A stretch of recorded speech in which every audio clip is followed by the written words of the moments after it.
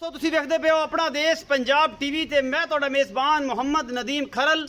सब तो पहले अपने चैनल को करो सबसक्राइब ते बेल आइकन के बटन करो प्रेस कि मेरी हर आने वाली अच्छी और बेहतरीन वीडियो तुहाडे तक पहुँचे। तो तुसी वेखो सब तो पहला दोस्तों की खिदमत हमेशा अच्छे बेहतरीन और नायाब नीली दे जानवर लैके हाजिर होना। अज लैके आए एक पहलन चोटी की वीडियो आखिर तक देखना है, पसंद करके लाइक शेयर ते कमेंट जरूर करना है, अपनी राय जरूर देनी है। नंबर है 0300 097 58 51। यह चोटी लैके हाजिर होए हैं। खुंडे सिंह ते शाह कालियां अखां बरीक बूथी इस चोटी की अपना देश पंजाब टीवी की जीनत है। ये पहलन चोटी सूई हुई है और पिछे दे कट्टी है या कट्टा ये मालिक दसेगा, सारियां गल्लां सांझियां करेगा अपने नाल। यह चोटी है जी मुठ मुठ दा थाने मरले मरले दी वांडे पूरी बरीक चोटी है और बड़ा खूबसूरत लिबास है इस चोटी के कोल। और सारा कुछ अपना देश पंजाब टीवी की जीनत है। कैमरामैन तसलियां करवा रहा है। पूरी पद्धर चोटी है, पूरी चोटी है, 18 पारा वाली चोटी है, पूरी नस्ल जात वाली है, खानदान वाले। रेट भी उम्मीद है माकूल जै ही करेगा ये मेरा वीर जिदी घर की झोटी है। और जनाब तुहाडे सामने लैके हाजिर होए हैं। बहुत ही खूबसूरत और अनमोल चीज़ है।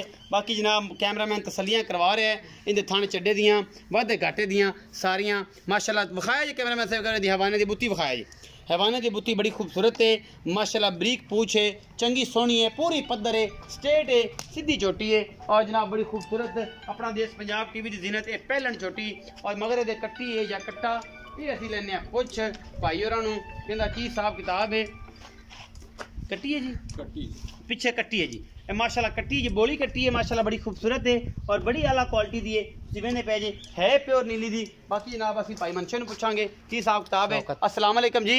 जी वालेकुम सलाम। भाईजान पूरा नाम दस्या जी। शौकत अली। शौकत अली भाई। शौकत की हाल चाल है? अल्लाह शुक्र भाई, ठीक ठाक हो भाई। शौकत तुहाडी ये झोटी विखाई है, ये झोटी नीली दी है, सुआ किनवा है, की हिसाब किताब है दस्या सारी गल जी। नीली दी झोटी है, पहला सुआ है। पहला सुआ है, कदों सुई है? तकरीबन 8 तो 10 दिन हो गए। 8 तो 10 दिन की सुई है। कितना बोला करती पई है इस वेले? इस टाइम जी 10 किलो 10 किलो बोला करती पई है इस टाइम। और ये जनाब ये दस्या जे कि एदा की लाड़ प्यार वाला मुल है ते मुहब्बता प्यारा वाला? मुहब्बता वाला जी 2,35,000 मुल जी। 2,35,000 मुल है। ਇਹਦੇ ਵਿੱਚੋਂ ਕੋਈ ਲਾੜ प्यार भी हो जाएगा? थोड़ा बहुत हो जाएगा। हो जाएगा थोड़ा बहुत, ज्यादा तो नहीं होता? नहीं ज्यादा लगा। 2,35,000 रुपया मुल है जी। मोहब्बत प्यार हो जाएगी सारा कुछ। कैमरामैन एक बार फिर तसल्ली झोटी दी करा दिंदा है। झोटी को सारा दुध जिहड़ा इस टाइम 10 किलो है जी। निचोड़ दुध 10 किलो है।